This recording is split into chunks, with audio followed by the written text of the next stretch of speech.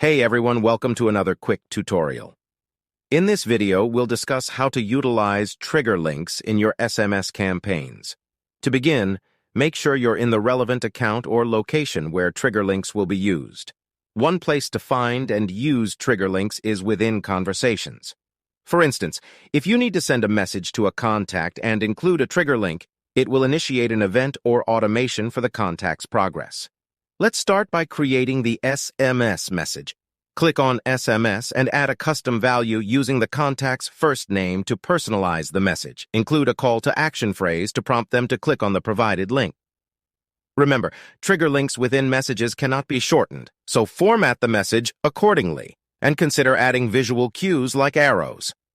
When the message is sent, the link will appear as propagated by the system. Another way to use trigger links is within workflows. If you have a follow-up workflow with an SMS action, select the desired trigger link from the drop-down menu in the SMS Actions Edit tab. This is similar to the process in the Conversations tab. Lastly, trigger links can also be accessed in message templates. Navigate to the Marketing tab, click on Templates, and add a text template. You'll find the trigger link option in the drop-down menu. Create the SMS message template here.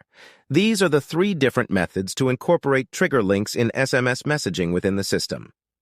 Feel free to ask any further questions. Thank you for watching this tutorial.